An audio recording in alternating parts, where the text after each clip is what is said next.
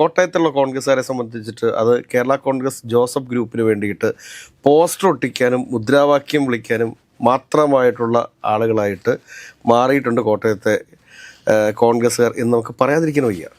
എത്രയോ കോൺഗ്രസ് പ്രവർത്തകരുള്ള ഒരു ജില്ലയാണ് കോട്ടയം എന്ന് പറയുന്നത്.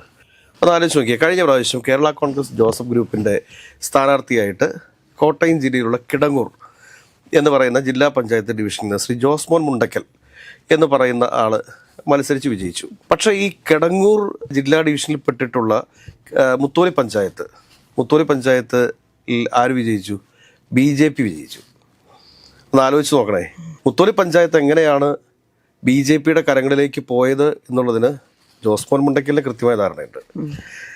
ഇത് അവിടെയുള്ള കോൺഗ്രസ്സുകാർക്കും കൃത്യമായ ധാരണയുണ്ട്. പക്ഷേ ഇതാരും പരസ്യമായിട്ട് പറയത്തില്ല. കാരണം പരസ്യമായിട്ട് പറഞ്ഞു കഴിഞ്ഞാൽ തങ്ങൾക്കെതിരെ പാർട്ടി അച്ചടക്ക നടപടി സ്വീകരിക്കുമോ എന്നുള്ളൊരു ഭയപ്പാടുണ്ട്.